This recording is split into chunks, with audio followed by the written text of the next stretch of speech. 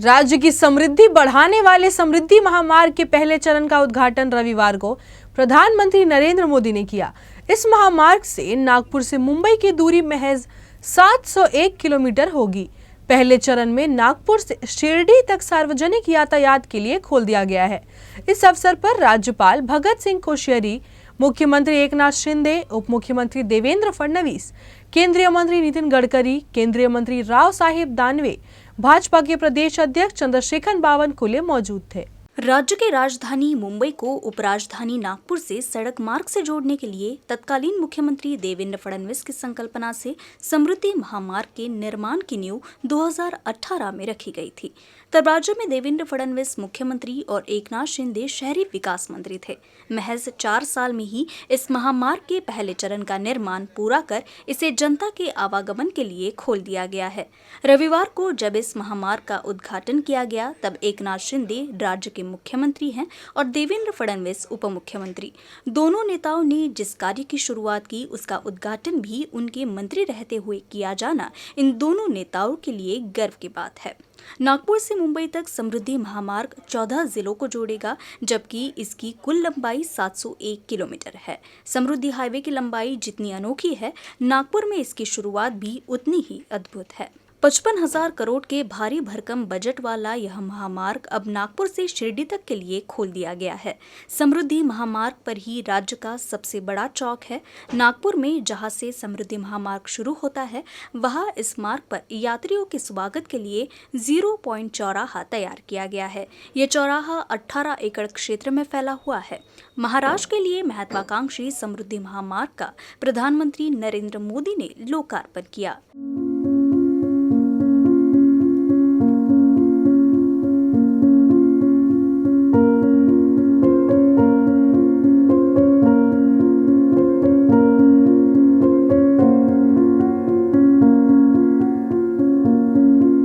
नागपुर में विकास योजनाओं का लोकार्पण करने पहुंचे प्रधानमंत्री नरेंद्र मोदी ने विशाल जनसभा को संबोधित किया।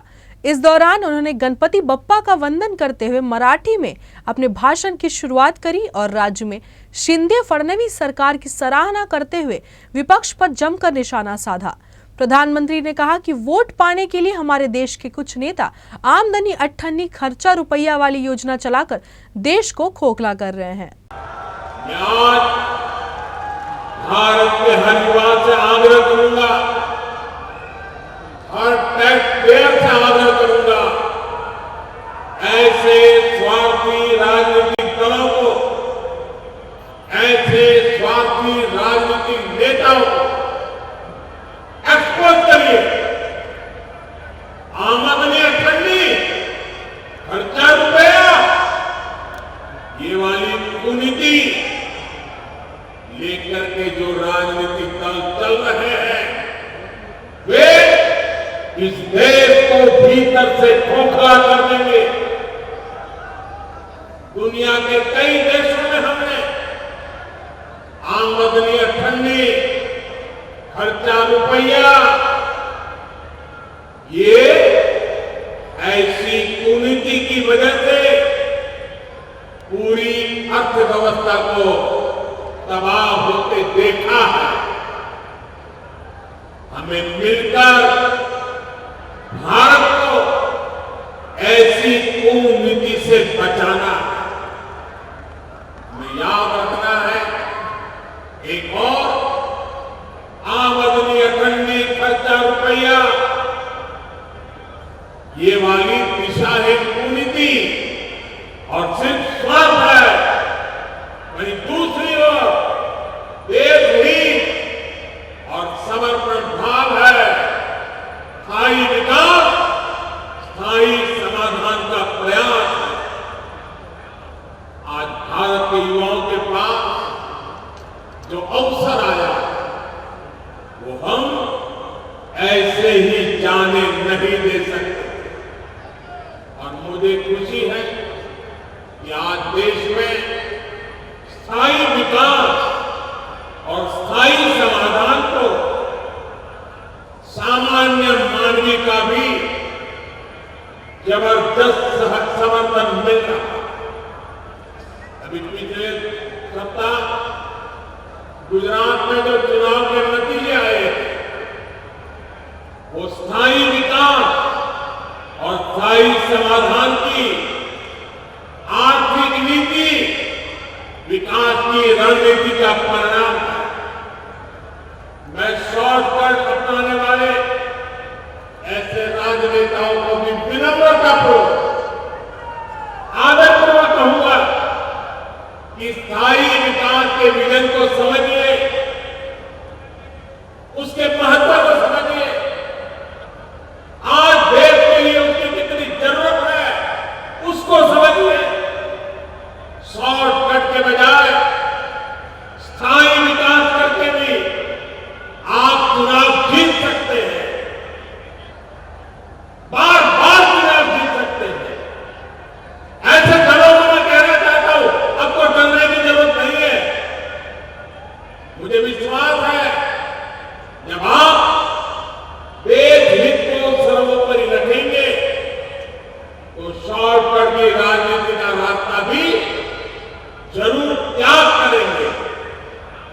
भाइयों और बहनों, एक बार फिर महाराष्ट्र के लोगों, देश के लोगों, इन परियोजनाओं के लिए मैं बहुत बहुत बधाई देता हूं।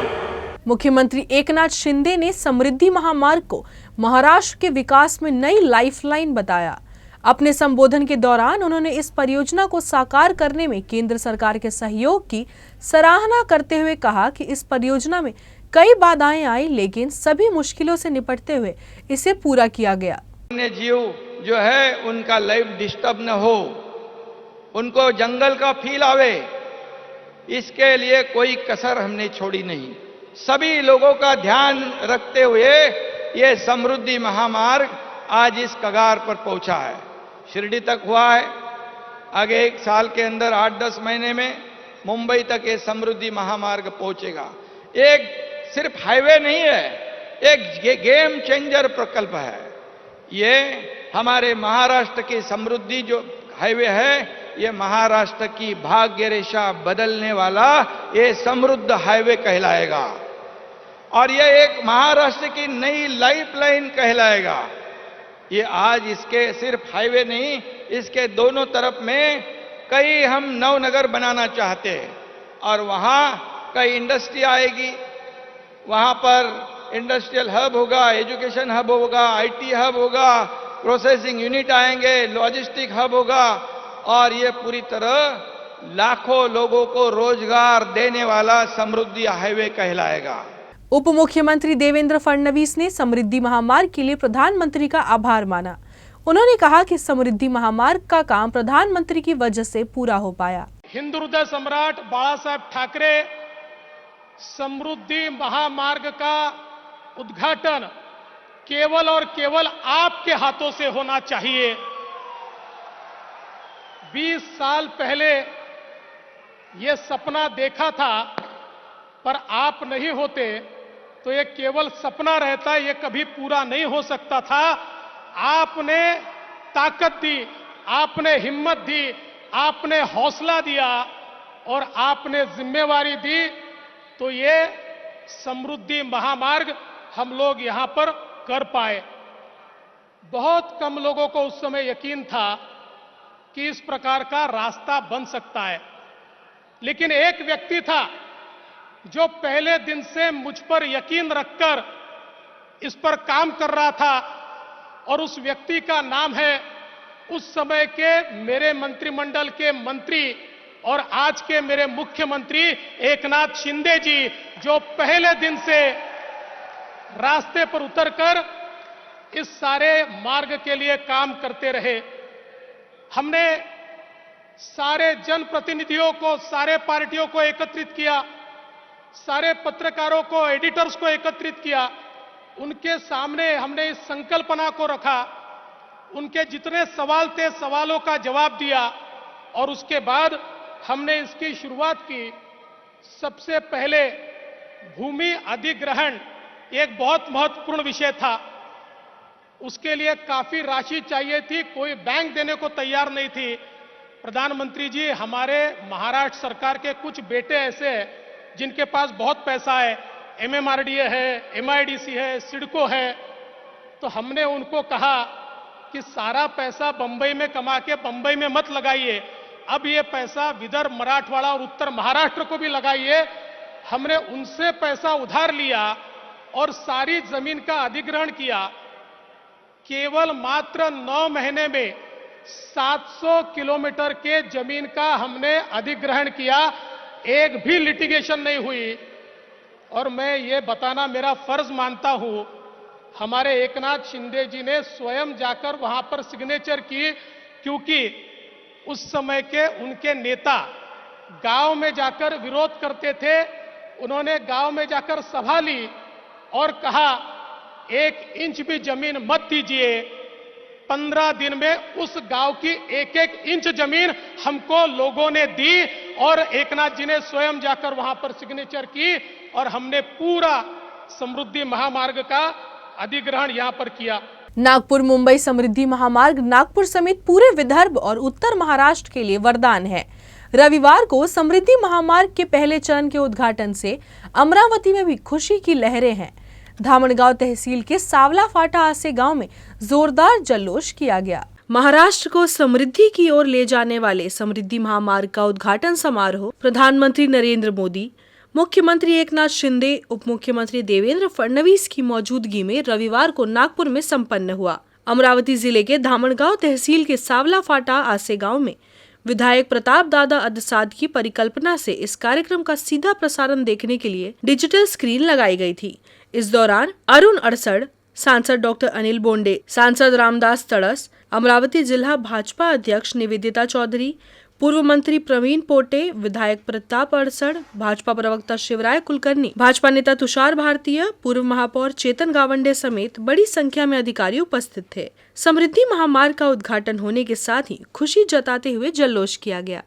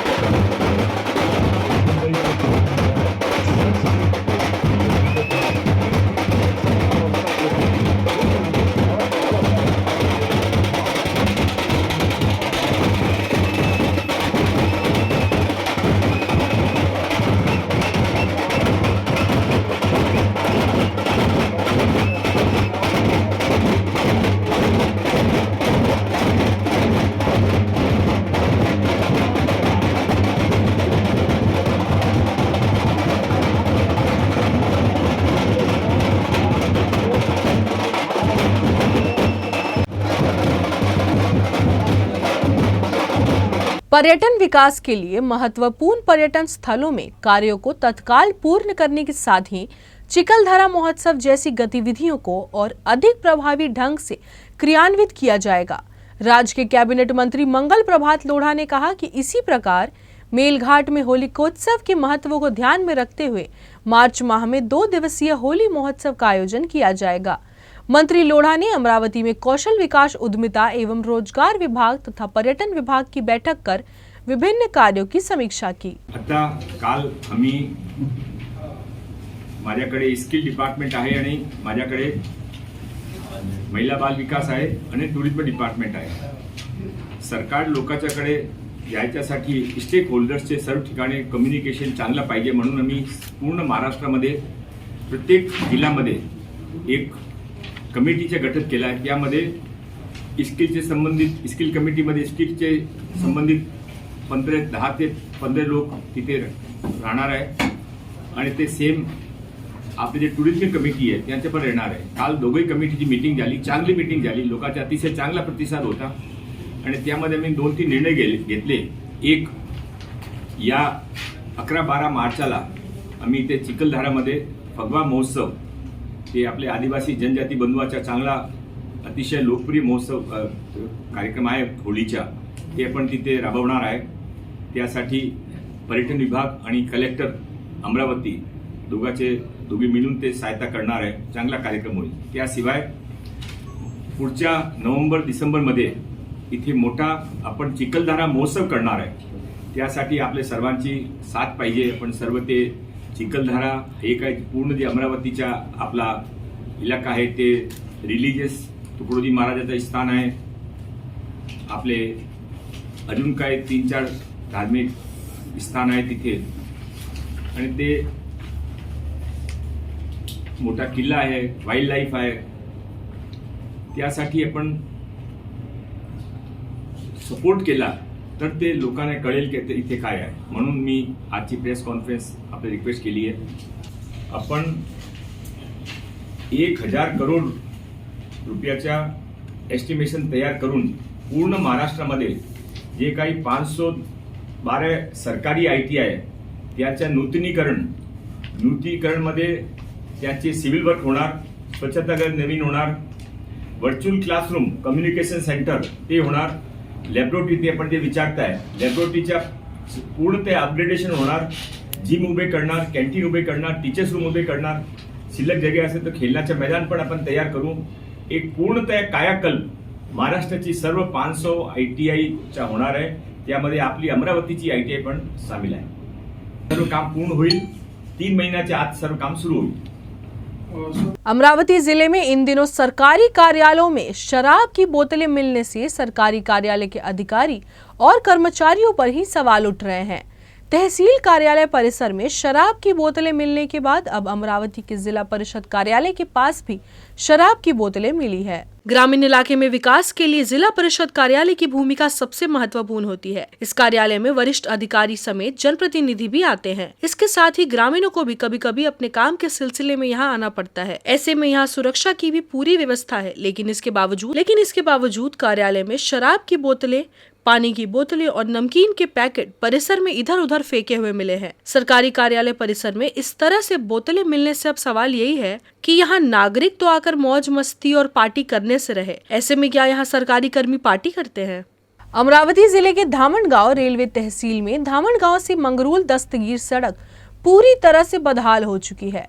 इस सड़क को तत्काल दुरुस्त किया जाए, अन्यथा आंदोलन करने की चेतावनी स्वाभिमानी शेतकरी संगठन ने दी है. धामनगांव रेलवे तहसील में सड़क खस्ता हाल हो गई है, जिससे इस सड़क पर कई दुर्घटनाएं हो रही है. इस सड़क से बड़ी संख्या में स्कूली छात्रों और किसान यात्रा करते हैं. कई महीनों से इस मार्ग की स्थिति दयनीय है, लेकिन प्रशासन इस और अनदेखी कर रहा है. ऐसा आरोप स्वाभिमानी शेतकरी संगठन के कार्यकर्ता कपिल पड़घम ने लगाते हुए मार्ग को जल्द से जल्द मरम्मत करने की मांग करते हुए आंदोलन करने की चेतावनी दी. मी आहे धामनगाव तालुक्यातील मंगरूळ दस्तगीर धामनगाव रेल्वे रोडवर. हा रोड पूर्णपणे खराब आहे. ह्या रोडसाठी अनेक निवेदनं देण्यात आले, अनेक पक्षाचे आहे ना. स्वाभिमानी शेतकरी संघटनेने आताच 8 दिवसापूर्वी निवेदन सादर केलं आहे. तरी पण प्रशासन झोपीमध्ये आहे. या खराब रोडवर लक्ष देत नाही आहे. मला एकच सांगायचं आहे की ह्या रोडनी शेतकरी, विद्यार्थी, व्यावसायिक ह्या रोडनी येणं जाणं करतं, कर्मचारी जातात. पण ह्या रोडनी खराब रोड असल्याच्या कारणानं खूप मोठी दुर्घटना होऊ शकते. या रोडवर स्थानिक लोकप्रतिनिधी लक्ष देत नाही, बांधकाम विभाग लक्ष देत नाही आहे. 8 दिवसापूर्वी स्वाभिमानी शेतकरी संघटनेने निवेदन दिले, पण ह्या रोडचं पूर्णपणे काम न करता डागडुगीचे काम सुरू आहे. आम्हाला ह्या डागडुगी नको, आम्हाला पूर्णपणे रोड पाहिजे. याचं लवकरात लवकर निराकरण करण्यात यावं, अन्यथा स्वाभिमानी शेतकरी संघटना धामनगाव रेल्वे या रोडवर खूप मोठे आंदोलन उभे करेल. अमरावती की एडिफाई स्कूल में 12 से 15 दिसंबर तक राज्य स्तरीय टेबल टेनिस टूर्नामेंट का आयोजन किया गया है. इस टूर्नामेंट में CBSE के महाराष्ट्र और गोवा राज्यों के स्कूलों की टीमें भाग लेंगी. प्रतियोगिता के लिए विद्यालय में जोरदार तैयारियां की जा रही है. शनिवार को आयोजित पत्रकार वार्ता में एडिफाई स्कूल के अध्यक्ष पूरन लाल हबलानी, निदेशक नीरू कपई, रोहन कपई, कोषाध्यक्ष शिवराम कृष्ण, प्राचार्य डॉक्टर चैताली कुमार, प्रधान सदस्य रवि इंगले, खेल समन्वयक आनंद उइके ने टूर्नामेंट की जानकारी दी. CBSE क्लस्टर प्रारूप प्रतियोगिता पहली बार अमरावती में आयोजित की जा रही है. टूर्नामेंट में महाराष्ट्र और गोवा के स्कूलों की 14, 15, 17 और 19 आयु वर्ग की टेबल टेनिस टीमें भाग लेगी. अब तक 25 से 30 टीमों के भाग लेने की जानकारी दी गई. सभी खिलाड़ियों व उनके साथ आए कोच व मैनेजर्स के लिए स्कूल में ही रहने व खाने की व्यवस्था की गई है. टूर्नामेंट का उद्घाटन 12 दिसंबर को विधायक सुलभा खोड़के के हाथों किया गया. इस मौके पर कई गणमान्य लोग मौजूद रहेंगे.